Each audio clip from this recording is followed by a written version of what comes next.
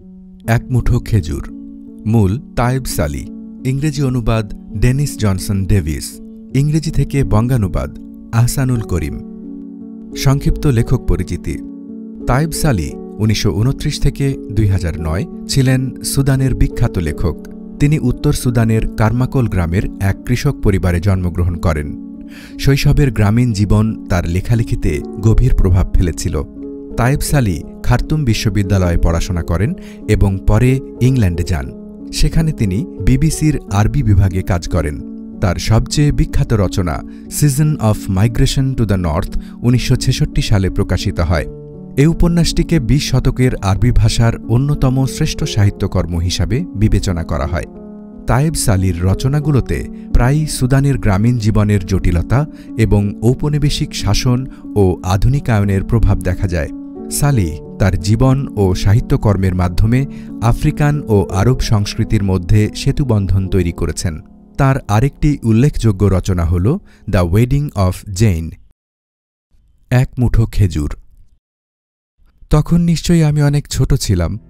যদিও বয়স কত ছিল মনে নেই, তবু এটুকু মনে আছে যে লোকে যখন আমাকে দাদুর সাথে দেখত, মাথায় হাত বুলিয়ে গাল টেনে আদর করত, যেটা কেউ দাদুর সাথে করত না। আশ্চর্য ব্যাপার হল, বাবার সাথে সেভাবে কোনোদিনই বেড়াতে যাওয়া হতো না, বরং দাদু যেখানেই যেতেন আমাকে সঙ্গে নিয়ে যেতেন। শুধু সকালবেলাটা বাদ দিয়ে, যখন আমি মসজিদে কোরআন শিখতে যেতাম। মসজিদ, নদী আর ক্ষেত, এই ছিল জীবনের সীমানা। আমার বয়সী আর সব বাচ্চারা মসজিদে কোরআন শিখতে যেতে হবে বলে অনিচ্ছায় গজগজ করত। এদিকে আমার কিন্তু ভালোই লাগত। তাতে সন্দেহ নেই যে এর কারণ ছিল আমি খুব দ্রুত মুখস্থ করতে পারতাম। তাই বাইরের কোনো অতিথি এলে হুজুর সব সময় আমাকে দাঁড় করাতেন আর বলতেন সূরা আর রহমান থেকে তেলাওয়াত করে শোনাতে। অতিথিরা সবসময় আমার মাথা বা গাল চাপড়ে দিতেন, যেমনটা দাদুর সাথে আমাকে দেখলে লোকে আদর করত। হ্যাঁ, মসজিদটাকে ভালোবাসতাম নদীটাকেও। সকালবেলার কোরআন পড়া শেষ হওয়া মাত্র কাঠের স্লেট ছুঁড়ে ফেলে জিনের মতো হাওয়ার গতিতে মায়ের কাছে ছুটে যেতাম। তাড়াহুড়ো করে নাস্তা গিলে নদীতে ডুব দিতে চলে যেতাম। সাঁতার কেটে ক্লান্ত হয়ে পড়লে নদীর ধারে বসে থাকতাম, আর জলের ধারা পূর্ব দিকে বেঁকে গিয়ে বাবলা গাছের ঘন জঙ্গলের পিছনে যেখানে লুকিয়ে যেত, সেদিকে মুগ্ধ দৃষ্টিতে চেয়ে থাকতাম। কল্পনার লাগাম ছেড়ে দিয়ে ভাবতাম যে সেই জঙ্গলের পেছনে একদল দানব বাস করে, যারা লম্বা ও চিকন, সাদা দাড়ি আর ধারালো নাক, অনেকটা আমার দাদুর মতো দেখতে। আমার অনেক প্রশ্নের জবাব দেওয়ার আগে দাদা তার তর্জনী দিয়ে সেই নাকের ডগা ঘষতেন, আর তার দাড়ি ছিল নরম ও উজ্জ্বল, তুলোর মতো সাদা। জীবনে আমি কখনো এমন খাঁটি শুভ্রতা কিংবা অমন সুন্দর কিছু দেখিনি। দাদু নিশ্চয়ই খুব লম্বা ছিলেন, কারণ আমি পুরো এলাকায় কাউকেই দেখিনি যাকে দাদুর সাথে কথা বলার সময় উপরের দিকে তাকাতে হতো না, কিংবা কখনো এমন হয়নি যে বাড়িতে ঢোকার সময় তাকে অনেকখানি ঝুঁকে ঢুকতে হয়নি। এতটাই ঝুঁকতে হতো যে আমার মনে পড়ে যেত কিভাবে নদীটা বাবলার জঙ্গলের পেছনে বেঁকে চলে গেছে। আমি তাকে ভালোবাসতাম আর কল্পনা করতাম যখন বড় হব তখন তার মতো লম্বা ছিপছিপে হব আর দীর্ঘ কদম ফেলে হাঁটব। আমার ধারণা আমিই ছিলাম তার নাতিদের মধ্যে সবচেয়ে প্রিয়। এতে অবশ্য অবাক হওয়ার কিছু নেই, কারণ আমার চাচাতো ভাই বোনেরা ছিল বোকার দল, আর অন্যদিকে আমি, যেমন সবাই বলে, ছিলাম বেশ চটপটে বাচ্চা। আমি বুঝতে পারতাম কখন দাদু চাইতেন আমি হাসি, কখন চাইতেন চুপচাপ থাকি। এছাড়া আমি তার নামাজের সময়গুলো মনে রাখতাম, আর তিনি চাওয়ার আগেই জায়নামাজ ও অজুর পাত্রে পানি ভরে এগিয়ে দিতাম। যখন তার কোনো কাজ থাকত না, তখন তিনি আমার সুরেলা কণ্ঠে কোরআন তেলাওয়াত শুনতে পছন্দ করতেন। আমি তার মুখ দেখে বুঝতে পারতাম তিনি আবেগাপ্লুত হয়ে পড়েছেন। একদিন আমি দাদুকে আমাদের প্রতিবেশী মাসুদের ব্যাপারে জিজ্ঞেস করলাম। দাদুকে বললাম, মনে হয় আপনি আমাদের প্রতিবেশী মাসুদকে পছন্দ করেন না। এর উত্তরে তিনি নাকের ডগা ঘষতে ঘষতে বললেন, ও একটা কর্মবিমুখ মানুষ, আর আমি ওরকম লোকজনকে পছন্দ করি না। আমি তাকে জিজ্ঞেস করলাম, কর্মবিমুখ মানে কি?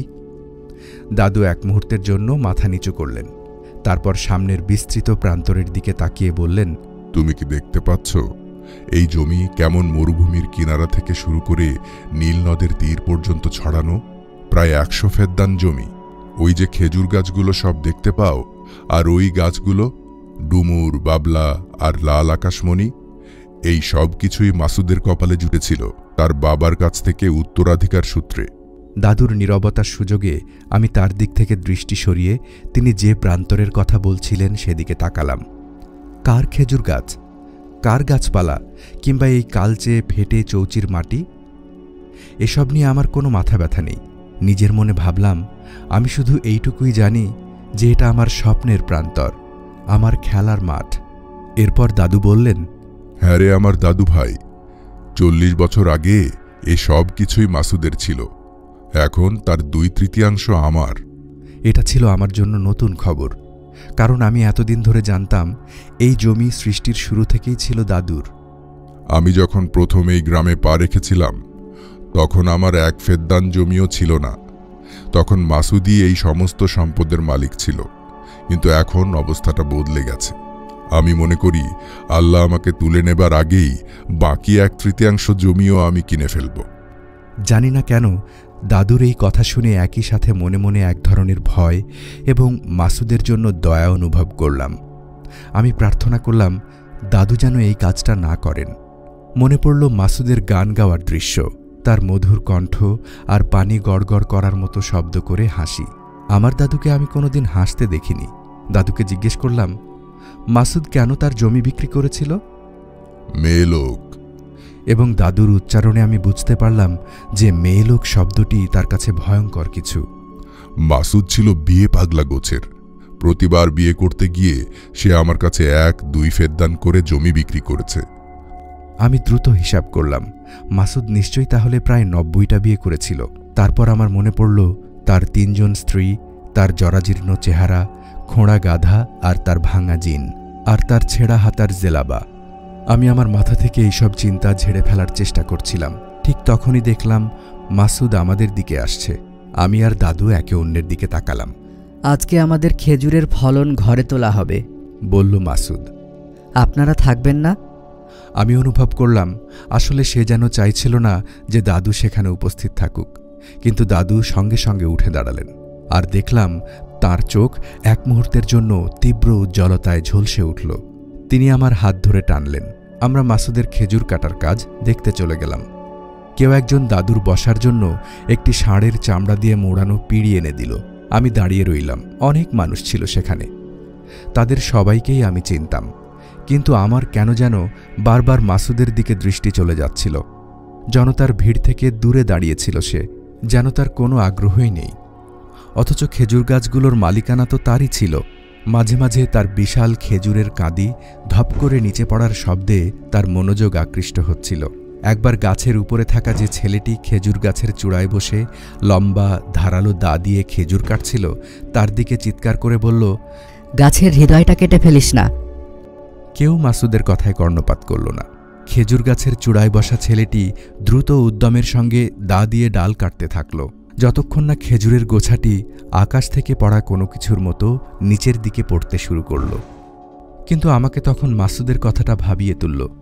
গাছের হৃদয় শুনে মনে হচ্ছিল খেজুর গাছটি যেন অনুভূতি সম্পন্ন কিছু, যার একটি ধুকপুক করতে থাকা হৃৎপিণ্ড আছে। মনে পড়ল একদিন আমি একটি কচি খেজুর গাছের ডাল নিয়ে খেলছিলাম। দেখে মাসুদ আমাকে বলেছিল, খেজুর গাছও বুঝলে খোকা, মানুষের মতোই সুখ দুঃখ অনুভব করে। আমি তখন ভেতরে ভেতরে ব্যাখ্যার অতীত একরকম বিব্রত বোধ করেছিলাম। এরপর আবার যখন আমি সামনের বিস্তৃত জমির দিকে তাকালাম, তখন দেখলাম আমার বয়সী সঙ্গী সাথীরা পিঁপড়ের মতো গাছের গুড়িগুলোর চারপাশে ভিড় করছে, খেজুর কুড়াচ্ছে আর তার বেশিরভাগই মুখে পুড়ছে। খেজুরগুলো একত্র করে বড় বড় স্তূপ তৈরি করা হচ্ছিল। আমি দেখলাম কিছু লোক এগিয়ে এসে দাড়িপাল্লায় খেজুরগুলো ওজন করছে এবং সেগুলো বস্তায় ভরছে। আমি 30টা বস্তা গুনে দেখলাম। জনতা ছড়িয়ে পড়ল। কেবল বাকি রইল ব্যবসায়ী হুসেইন, আমাদের পূর্ব দিকের মাঠের মালিক মুসা আর 2 জন অপরিচিত লোক, যাদের আমি আগে কখনো দেখিনি। এমন সময় একটি হালকা শীষের শব্দ শুনলাম। দেখলাম যে দাদু ঘুমিয়ে পড়েছেন। এরপর আমি লক্ষ্য করলাম মাসুদ একইভাবে দাঁড়িয়ে, শুধু মুখে একটি খেজুর গাছের ডালের অংশ চিবোচ্ছিল, যেন খাওয়ার পর পেট ভরে গেছে এবং সে জানে না মুখের বাকি খাবার নিয়ে কি করবে। হঠাৎ দাদু জেগে উঠলেন। লাফিয়ে উঠে খেজুরের বস্তাগুলোর দিকে হাঁটতে শুরু করলেন। তার পিছু নিল ব্যবসায়ী হুসেইন, আমাদের পাশের মাঠের মালিক মুসা এবং সেই দুই অপরিচিত লোক। আমি মাসুদের দিকে তাকিয়ে দেখলাম সে অত্যন্ত ধীর গতিতে আমাদের দিকে আসছে, যেন সে আসতে চাইছে না, কিন্তু তার পা তাকে এগিয়ে নিয়ে আসছে। তারা বস্তাগুলোর চারপাশে একটি বৃত্ত তৈরি করে দাঁড়ালো এবং সেগুলো পরীক্ষা করতে লাগল। কেউ দু একটা খেজুর তুলে খেতে লাগল। আমার দাদা আমাকে একগোছা খেজুর দিলেন। আমিও চিবোতে শুরু করলাম। লক্ষ্য করলাম মাসুদ 2 হাত ভর্তি করে খেজুর তুলল এবং নাকের কাছে নিয়ে শুঁকল, তারপর আবার সেগুলো রেখে দিল। তারপর দেখা গেল তারা বস্তাগুলো নিজেদের মধ্যে ভাগ করে নিচ্ছে। ব্যবসায়ী হুসেইন 10টি নিল, অপরিচিত 2 জন লোক প্রত্যেকে 5টি করে নিল। আমাদের পূর্ব পাশের মাঠের মালিক মুসা 5টি নিল, আর আমার দাদা 5টি নিলেন। কিছুই বুঝতে না পেরে আমি মাসুদের দিকে তাকালাম এবং দেখলাম তার 2 চোখের দৃষ্টি ডানে বামে এদিক ওদিক ছোটাছুটি করছে, যেন 2টো ইঁদুর পথ হারিয়ে ফেলেছে। তুমি এখনো আমার কাছে 50 পাউন্ড ঋণী, মাসুদকে বললেন আমার দাদা। পরে এ নিয়ে কথা বলবো। হুসেইন তার সহকারীদের ডাকলেন, যারা গাধা নিয়ে এলো। সেই অপরিচিত লোক 2 জনও উট নিয়ে এলো, আর খেজুরের বস্তাগুলো সেগুলোর পিঠে তুলে দিল। একটি গাধা তারস্বরে ডেকে উঠল, আর তাতে উটগুলো মুখে ফেনা তুলে অস্থিরভাবে যেন অভিযোগ করতে শুরু করল। আমি অনুভব করলাম আমি ধীরে ধীরে মাসুদের কাছে চলে যাচ্ছি। আমার হাত যেন তার কাপড়ের প্রান্ত ছুঁতে চাইছে। জবাই করা ভেড়ার গলা থেকে যেমন আওয়াজ বেরোয়, আমি শুনতে পেলাম তার গলা থেকে সেই শব্দ বেরোচ্ছে। কেন জানি না আমার বুকের ভেতরে এক প্রচণ্ড ব্যথার অনুভূতি হলো। আমি দৌড়ে পালালাম দূরে। পেছন থেকে দাদুর ডাক শুনে একটু থামলাম, তারপর আবার দৌড়াতে শুরু করলাম। সেই মুহূর্তে আমি অনুভব করলাম আমি তাকে ঘৃণা করতে শুরু করেছি। গতি বাড়ালাম। আমার ভেতরে যেন লুকানো কোনো গোপন কথা ছিল, যেটা আমি দ্রুত ভুলে যেতে চাইছিলাম। অবশেষে নদী তীরের সেই জায়গাটায় পৌঁছালাম, যেখান থেকে নদী বাবলা বনের পেছনে বাঁক নিয়েছিল। তারপর কোনো কারণ ছাড়াই আমি আমার গলায় আঙুল দিয়ে একটু আগে খাওয়া খেজুরগুলো বমি করে ফেলতে লাগলাম।